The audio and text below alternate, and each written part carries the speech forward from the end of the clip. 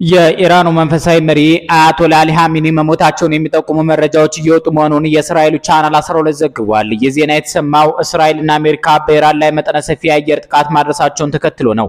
እንደ ዘገባው ከሆነ ጥቃቱ የተፈጸመው በቴህራን በሚገኘው የኻሜኒ ቢሮና መኖሪያ አካባቢ ነው። ይሁን እንጂ እስካሁን ድረስ ከእስራኤል መንግስትም ሆነ ከቴህራን በኩል መሪው ስለመሞታቸው የተሰጠ ይፋዊ ማረጋገጫ የለም። አንዳንድ የኢራን ወገኖች መሪው ጥቃቱ ከመፈጸሙ በፊት ወደ አስተማማኝ ቦታ መዘዋወራቸውንና በህይወት እንደሚገኙ እየገለጹ ነው። ሁኔታው በከፍተኛ ውጥረት ውስጥ የሚገኝ ሲሆን የኻሜኒ የጤና ሁኔታ ወይም ህልፈት መላውን የመካከለኛው ምስራቅ ቀጠና ፖለቲካዊ ገጽታ ሊቀይረው እንደሚችል ተገምቷል። በጥቅሉ የኢራን ጠቅላይ መሪ አያቶላ አሊ ኻሜኒ ግድያን በመፍራት ሁሉንም የኤሌክትሮኒክስ ግንኙነቶችን ከልክለው በታማኝ ረዳቶች በኩል ከአዛዦችና ከከፍተኛ ካቢኔዎቻቸው ጋር እንደሚነጋገሩ ታውቋል። አሊ ኻሜኒ ማንኛውንም የኤሌክትሮኒክስ ግንኙነቶችን ያቋረጡት ሊጠለፉ ይችላሉ በሚል ስጋት ነው። እንደ ጋዳፊ፣ እንደ ሳዳም ሁሴን፣ እንደ ሐማስ አመራሮች የመጨረሻ ጊዜያት አያቶላሁም ከቴክኖሎጂ ተነጥለው ጉድጓድ ቆፍረው ጠልቀዋል ተብሏል። አያቶላ አሊ ኻሜኒ የዳግማዊ አፄ ቴዎድሮስን ታሪክ ሊደግሙት መሆኑን በሞሳድና ተባባሪዎቹ ዘንድ አያቶላሁን የመግደል ኦፕሬሽን መጀመሩን፣ ሰውየው በአንጻሩ እጃችንን አንሰጥም አሜሪካ ትጠቀቅ ማለታቸውን፣ አያቶላሁን እንደ ሳዳም ሁሴንና ሙአመር ጋዳፊ የማድረግ መሻት እንዳለ፣ እስራኤልም አያቶላ አሊ ኻሜኒን ከመግደል ወደ ኋላ አንልም ማለቷን ሁሉ ባሳለፍነው ሰኔ ሰምተን ነበር። የምድራችን ታላላቅ መገናኛ ብዙሃን ካሜራዎች፣ ዘጋቢዎች፣ የሳተላይት መረጃ ጎርጓሪዎች፣ የስለላው መስሪያ ቤት ሰዎች፣ ከኒኩሌር በታች ያሉ ተተኳሾች፣ የዲፕሎማሲና የግራጫ ጦርነት አማራጮች ሁሉ እኒህ ሰው ላይ አተኩረዋል። የፋርስን ቀደምት ስርወ መንግስት ገልብጦ እስላማዊ አብዮት በአፋፋመው የአሁኑ የኢራን መንግስት ውስጥ የበላይ መሪ ተደርገው የሚገለጹት አሊ ኻሜኒ ማናቸው የሚለው ጥያቄ ግን ዛሬም ሁነኛ መልስ የሚፈልግ ነው። አያቶላ አሊ ኻሜኒ እንደ አውሮፓውያን አቆጣጠር በ1979 ከተካሄደው የኢራን አብዮት በኋላ ሁለተኛው የሀገሪቱ የበላይ መሪ ናቸው። ከእሳቸው በፊት አያቶላ በሚለው ማዕረግ የሚጠሩ ሌላ የኢራን አብዮታዊ መሪ ነበሩ። የመጀመሪያው የኢራን አያቶላ ሩሆላህ ኻሜኒ ይባላሉ። ከዛሬ ጉዳያችን አሊ ኻሜኒ የሚለያቸው ስም ሩሆላህ የሚለው ነው። እዚህ ምስል ላይ የሚታዩት ሁሉ አያቶላ በሚሰኝ ማዕረግ የሚጠሩ ሰዎች ናቸው። ቃሉ አረብኛ ነው። ትርጉሙም በምድር ላይ ያለ የአምላክ ምልክት ማለት ነው። የሺያ እስልምና መምህራን ጥቅል መጠሪያ ሆኖ ያገለግላል። በሱኒ እስልምና የአያቶላ አቻ ኢማሙ ናቸው። በክርስትና ፓትሪያርክ እንደሚባለው ማለት ነው። ኢራንን ከተቀሩት የአረብ ሙስሊሞች የሚለያት የሺያ እስልምና እምነት ተከታይ መሆኗና የፋርስ ስልጣኔ መሰረትነቷ ነው። ፋርሶች ለወትሮ ዞሮአስተሪያኒዝም የተሰኘ እምነት ነበራቸው። የዚህ እምነት መሪ ዞሮአስተር ይባላል። እስልምና ከመካ ተነስቶ ወደ አርያኖች ሀገር ሲደርስ ሰለሙ። ሲሰልሙም ከሱኒዎች ለየት ብለው ሺያ ሆኑ። ከ1979 ወዲህ ደግሞ አያቶላዎቻቸው የፖለቲካ ስልጣን ባለቤት ናቸው። አያቶላህ አሊ ኻሜኒ ያላህም የኢራን ህዝብም ኃላፊነት አለብኝ ብለው የሚያምኑ ሰው መሆናቸው ከዚህ ይመነጫል። የአሁኑ የኢራን አድራጊ ፈጣሪ ሰው ከ1989 ጀምሮ በበላይ መሪነት ስፍራ ላይ ይገኛሉ። ወጣት ኢራናውያን ያለ እርሳቸው አመራር ህይወትን አያውቋትም። ኻሜኒ ሽኩቻ በበዛበት የኃይል ማዕከል ላይ ተቀምጠዋል። ማንኛውንም የህዝብ ፖሊሲ ጉዳይ ውድቅ ማድረግ እንዲሁም የመሾምና የመሻር ወሳኝ ስልጣን አላቸው። ኻሜኒ የሀያሉ ኢራን እስላማዊ አብዮታዊ ዘብ ጓድን የሚያጠቃልል ጦር ኃይል ዋና አዛዥና የሀገሪቱ መሪ እንደመሆናቸው ስልጣናቸው ቀላል አይደለም ይባላል። ኻሜኒ በአውሮፓውያኑ 1939 በኢራን ሁለተኛዋ ትልቅ ከተማ ማሻሃድ ተወለዱ። አባታቸው የሺያ እስልምና መምህር ነበሩ። የህፃኑ ኻሜኒ አብዛኛው የትምህርት ጊዜ ቁርአንን በማጥናት የተሸፈነ ነበር። በ11 ዓመታቸውም የሃይማኖት መምህር ለመሆን በቅቷል። መምህርነታቸው ከመንፈሳዊ ባልተናነሰ መልኩ ፖለቲካዊም ነበር። እስልምና እንደ ክርስትና የቄሳር ለቄሳር የእግዚአብሔር ለእግዚአብሔር ብሎ ስልጣንንና ሃይማኖትን ነጣጥሎ ማየት አይፈቅድም። በእነ ኻሜኒ ሃይማኖት ፖለቲካና እምነት አንድ ናቸው። በዚህ መርህ መሰረት አንደበታቸው ማንንም መርታት የሚችልላቸው ኻሜኒ በኢራን እስላማዊ አብዮት ከስልጣን የተወገዱት የኢራን ንጉስ ወይም ሻህ ተቺዎችን ተቀላቀሉ።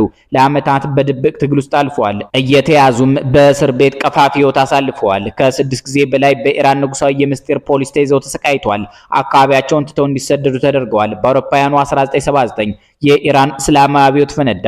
ኢራን አሜሪካና ምዕራብ ጠሉን አብዮቷ ካሳካች ከአንድ ዓመት በኋላ የመጀመሪያው አያቶላ ሩሆላህ ኻሜኒ የአሁኑን አያቶላ አሊ ኻሜኒን የዋና ከተማይቱ ቴህራን የጁማ ሶላት መሪ አድርገው ሾሟቸው። በ1989 ደግሞ አያቶላ ሩሆላ ኻሜኒ በ86 ዓመታቸው አረፉ። ከኢራን አብዮት 10 ዓመት በኋላ መሆኑ ነው። አያቶላ አሊ ኻሜኒ የኒያ ሰው ምትክ ሆነው በሃይማኖት መሪዎች ከመመረጣቸው በፊት በ1981 የኢራን ፕሬዝዳንት ሆነው ነበር። የአሊ ኻሜኒ የፕሬዝዳንትነት ዓመታት እስላማዊት ኢራን መሰረት የያዘችበት የኢራን እና ኢራቅ ሚሊዮኖችን የፈጀ ጦርነት የተመራበት የአሁኗ ኢራን የውጭ ጉዳይ መመሪያ መስመር የያዘበት የዚያች ሀገር ምጣኔ ሀብት ወደ ውስጡ የተመለከተበት ነው። ይሄ ሁሉ ስራ በአሊ ኻሜኒ የተከወነ ነው። የዚያን የሁለንተና ያለቃቸው ሩሆላ ኻሜኒ ነበሩ። በግሪጎር የዘመን ቀመር 1989 ማለትም ከ35 ዓመታት በፊት አሊ ኻሜኒ አያቶላ ተብለው የኢራን ጭንቅላት ሆኑ። አሊ ኻሜኒ ብዙም ከኢራን የማይወጡ ሰው ናቸው። በማዕከላዊ ቴህራን በሚገኘው ግቢ ውስጥ ከባለቤታቸው ጋር የተቆጠበ ህይወት ይመራሉ። ሚስታቸው ማንሱሬ ኮጃስቴህ ባቄርዛዴ ይባላሉ። እኒህ ሴት የ78 ዓመት እመቤት ናቸው። የተወለዱት በባላቸው የትውልድ ከተማ ማሻር ነው። አባታቸው ነጋዴ ናቸው። የአሊ ኻሜኒና ሚስታቸው የመጀመሪያ ግንኙነት አንድ የ1964 ድግስ ነው። በአመቱ ተጋቡ። የእኒህ ሰዎች ትዳር 60 ዓመታትን ደፍኗል። ጥንዶቹ 4 ወንዶችና 2 ሴቶች ልጆች በጥቅሉ 6 ልጆች አሏቸው። የኻሜኒ ቤተሰብ በአደባባይም ሆነ በመገናኛ ብዙሃን ብዛም አይታይም። ስለዚህም ስለ ልጆቻቸው የግል ህይወት ያለው የተረጋገጠና ይፋዊ መረጃ ውስን ነው። ከአራቱ ልጆቻቸው መካከል ሁለተኛው ሞጅታባ ይባላል። ይህ ሰው በይበልጥ በአባቱ ዙሪያ ባሉ ባለስልጣናት ላይ ባለው ጉልህ ተጽዕኖና ሚና ምክንያት ይታወቃል። ምንም እንኳን በመገናኛ ብዙሃን ዘንድ ብዙም ትኩረትን ባያገኝም በአውሮፓውያኑ 2000ዎቹ አጋማሽ ላይ ሞጅታባ በፖለቲካው መስክ ያለው ተጽዕኖ የበለጠ ግልጽ ሆኗል። ሞጅታባ በ2004 በተካሄደው አጨቃጫቂ ፕሬዝዳንታዊ ምርጫ ትኩረትን አግኝቶ ነበር። ለዚህ ምክንያቱ ታዋቂው ፕሬዝዳንታዊ እጩ መህዲ ካሩቢ ለአያቶላ አሊ ኻሜኒ በጻፉት ደብዳቤ መሐሙድ አህመድ ነጂድን ለመደገፍ ከመጋረጃው ጀርባ ጣልቃ ገብቷል በሚል ክስ ስለቀረበበት ነው። ከአውሮፓውያኑ 2010 ጀምሮም በእስላማዊ ሪፐብሊክ ውስጥ ካሉት በጣም ሀያላን ግለሰቦች መካከል አንዱ ተደርጎ ይቆጠር ነበር። ዘገባዎች እንደሚያመለክቱትም የአሊ ኻሜኒ ተተኪ ለመሆን ተመራጭ መሆኑ ሲነገር ቆይቷል። አንዳንድ ኦፊሴላዊ ምንጮች ግን እነዚህ መላምቶች ውድቅ አድርገዋል። አሊ ኻሜኒ ንጉስ አይደሉም። ንጉሱም በ1979 ገርስሰውታል። እናም ዙፋናቸውን ለልጃቸው በቀላሉ ማስተላለፍ አይችሉም። ሆኖም ግን ሞጅታባ በአገሪቱ ህገ መንግስታዊ አካላት ላይ የበላይነት ባለውና ከፍተኛ ስልጣንን በያዘው የጠቅላይ መሪው ቢሮ እንዲሁም አክራሪ በሆኑት በአባቱ ዙሪያ ባሉ ባለስልጣናት ውስጥ ከፍተኛ ተሰሚነት አለው። ይህ ተሰሚነቱ ቀጣይ አያቶላ ሊያደርገው ይችላል። ኒውዮርክ ታይምስ የኢራንን ባለስልጣናት ጠቅሶ እንደዘገበው ኻሜኒ እሳቸው ሲሞቱ በእጩነት ለመሾም 3 ከፍተኛ ሃይማኖት አባቶችን አቅርበዋል። ማንነታቸው ግን አልተገለጸም። እዚህ ዝርዝር ውስጥ ይሄኛው ልጃቸው ሊኖርም ላይኖርም ይችላል። ወደ ሰውየው ሰዋዊ ጠባይ ስንመለስ አሊ ኻሜኒና አትክልት መንከባከብና ስነ ግጥም እንደሚያስደስታቸው ይነገራል። ኢራን የዝነኛው ባለቅኔ ኦመር ኻያም ሀገር ናት። እናም አያቶላ አሊ ኻሜኒ ግጥም ቢወዱ የሚጠበቅ ነው።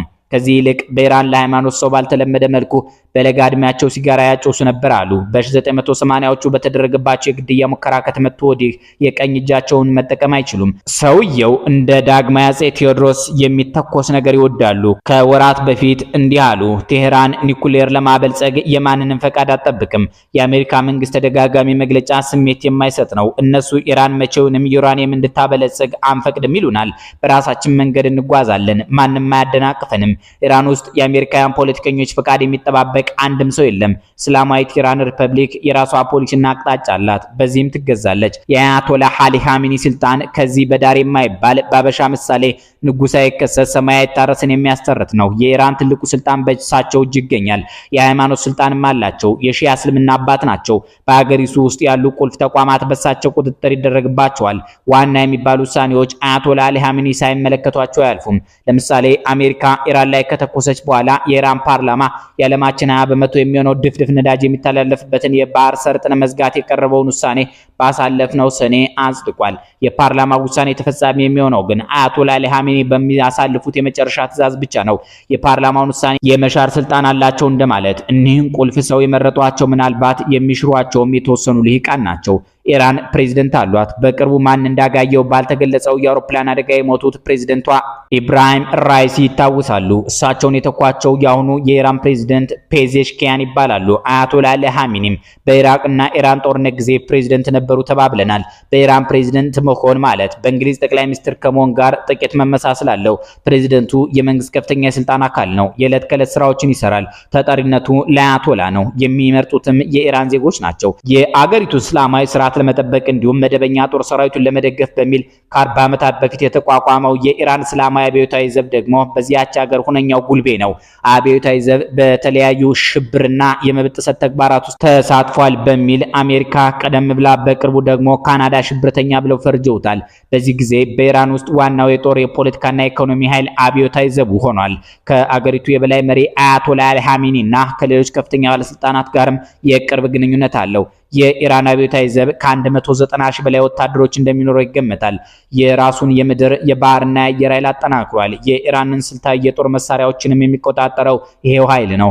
ከዚህም በተጨማሪ በአገር ውስጥ የሚነሱ ተቃውሞዎችን ማፈን ዋነኛ ሚናው የሆነው ባሲጅ በመባል የሚታወቀው የሚሊሻ ኃይል እንዲሁም የአገሪቷ የኢኮኖሚ አካል ተደርገው የሚቆጠሩትን ግብረሰናይ ድርጅቶች ከአብዮታዊ ዘቡ ትዕዛዝ ቅንጣት ታክል ዝንፍ ማለት አይችሉም። ይህ ብቻም ሳይሆን አብዮታዊ ዘቡ ከኢራን ውጭ በሚንቀሳቀሰው የጦር ክንፉ አማካኝነት በመካከለኛው ምስራቅ ለሚገኙ አጋር መንግስታትና ታጣቂ ቡድኖች ገንዘብ፣ የጦር መሳሪያ፣ ቴክኖሎጂ ስልጠናዎችን እንዲሁም ምክሮችን በመስጠት ተጽዕኖ ያሳድራል። ይህ የአብዮታዊ ዘቡ ክንፍ ኩድስ ይባላል።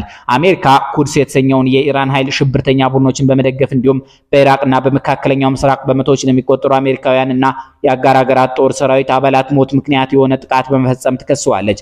በዚህም እንደ አውሮፓውያን አቆጣጠር ጥር 9 ቀን 2020 በባግዳድ በፈጸመችው የድሮን ጥቃት የኩድስ ኃይል ዋና አዛዥ የነበሩትን ሜጀር ጀነራል ቃሲም ሱሌማኒን ገድላለች።